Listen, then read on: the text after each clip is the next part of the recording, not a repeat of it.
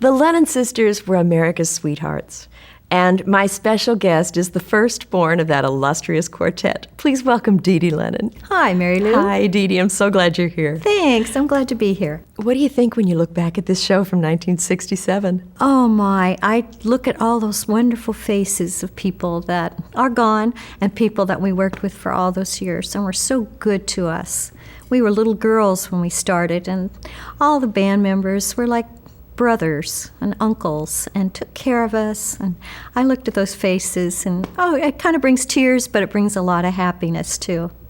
Well, when you did join the show in 1955, America sort of thought of you collectively as those beautiful little girls. Mm-hmm. But you were actually 16. You were just turned 16.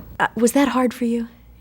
It was hard in some ways. I had just turned 16. I was a junior in high school. And Janet was 9, and so when they dressed us for the show, they tried to keep us young, and I sometimes had to wear things that I probably would not have worn off the show. But they kept us, looking like a quartet, which we were, and it was hard. Sometimes we sang songs, like on Easter, we sang "Here Comes Peter Cottontail" and skipped around to Toadstool. But my friends at school knew that was my job. We were the oldest of 11 children, and we had to have a job to help out, and that was my job. So I did it, and I enjoyed it, and met a lot of nice people, but sometimes it was a little embarrassing. Well, Peggy and Kathy and Janet all met their future husbands on the show. How did you and Dick meet? Well, thanks to his brother Jimmy, his younger brother Jimmy, who had asthma. They moved from Buffalo, New York. The doctor said, you better move from Buffalo and go to California or Arizona. So his family of 8, Dick was the oldest of 8, moved to Venice, California, and moved across the street from my grandmother, Lennon. And every one of his 8 brothers and sisters went to school with one of my brothers and sisters. So we were bound to meet, even though Dick was 2 years ahead of me in high school. And I dated his younger brother, who was my age. But that's how we met. And I was 17 when we started dating. And I knew right away he was the one for me. So that's how we met. And you were married on the anniversary. Yes, we had our first date was October 16th of 1957, and we were married October 16th of 1960. Now, that sounded like the social event of the century. You have to tell us about that. It was. Well, because Dick was the oldest of 8, and I was the oldest of 11, and we had big families on both sides. He was working for the telephone company in California and had all these friends. We had all the friends at the Welk Theater. And so we just had so many people at our wedding. But at that time, well, I think there were close to 1,000. It was a lot of people. But we couldn't let people, we didn't want to hurt anybody's feelings, Sure. So we invited everyone we knew.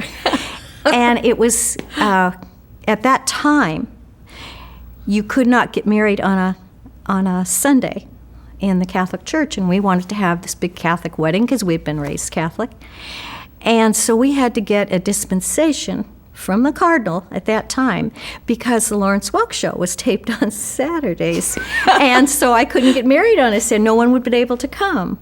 So we got the dispensation, and we were married on a Sunday, which was really, really unusual. And your reception, I understand, was at the Aragon a familiar Ballroom. Spot. It was, and the owner of the Aragon Ballroom told us he would like for us to use it for our reception, and so it was really beautiful. We were very, very fortunate. Now, you told me you'd always wanted to be a wife and mother. Mm-hmm. I did. My whole life, that's all I ever wanted to do. And that's what I basically am, and I just love it. When we got married, we wanted to have a family right away. And I was told I probably couldn't have any children, so we adopted. And Mary, darling little Mary, we saw her at an hour and a half old, and we brought her home in a day and a half. And then 9 months and 3 days later, we had Dee Dee, and 18 months later, we had Tommy. So I had 3 and 27 months after being told I would never have any. Well, at one time, more than just maternity leave, you actually left the show for a while. I did. I left when I got married. I didn't want to perform anymore, and Dick and I talked it over, and he was working, and we just said, no, I just want to stay home. And we did that for 2.5 years, and then when we adopted Mary, Dick's company, the phone company, went on strike, and we were afraid that they would not let us have final adoption papers if neither of us was working. And he was on strike for several months. So and then I found out I was pregnant, and we said, we just got to keep our baby, our Mary. So Mr. Welk called, and he heard about it from my sisters, and he called and he said, would you consider just coming back and doing just the Saturday shows, the TV shows? I said, yes, I'd do that. I said, but I don't want to travel. And he said, no, you don't have to travel. Just come back and do the TV shows. And that's how I came back on. Well, at one time, you and Peggy were actually pregnant at the same time. We were. She had Chris, and I had Tommy. And they were 6 weeks apart. And at that time, we were working at the old Welk Theater. It was in black and white, and they switched us over to the Hollywood Palace while they changed the studio to color. So we were at the Hollywood Palace, and the Hollywood Palace was not built for TV, and all the dressing rooms were way upstairs. And Peggy and I were pregnant, and it was really hard. There were no elevators, and I remember that. Yes, and so there was a lot of stairs to go up and down. And so the crew, God bless Eddie Holland and all of them, they built us our own dressing room. And they called it the Stork Club. And they painted a stork on the front. And Peg and I've got pictures of the two of us, and that was our dressing room. And that was just so sweet that they would even think about that, Well, you were the firstborn in the family, not just of the Lennon sisters. What was it like to be the oldest of 11 children? I loved it. I really did. I know some people think it's a chore and you get a lot of responsibility, but I think because I always loved children, and Mom was so wonderful sharing the kids with us. I mean, it seemed like she was always pregnant and she was always bringing home a baby, but we just loved the babies. It was just a wonderful thing to experience each and every one of those children. And the last 8 brothers and sisters were born in 10 years, and I was in high school for most of that, and so Mom was just, it was wonderful. We got to just share the babies. You told me there was a time you were like your dad's boy. I was, because he had 4 girls first and wanted a boy. So I was his boy, and I used to go play golf with him early in the morning before school when I was 6. We went to every UCLA football game, Rams football game. I was his boy, and I really enjoyed that. I really thank him for giving me a great love of sports, because now Dick and I have that together. You were always a California girl. Was it tough to make that move to Branson? We thought it would be tougher than it was. When they asked us if we would come, when Larry called us and asked us if we would go, everybody thought Dick and I wouldn't do it, because I was teaching kindergarten at the time, and I loved it. I was home by noon every day, and we'd get on, and he was retired, and we would get on our bikes and ride down to the beach. And we were just loving it.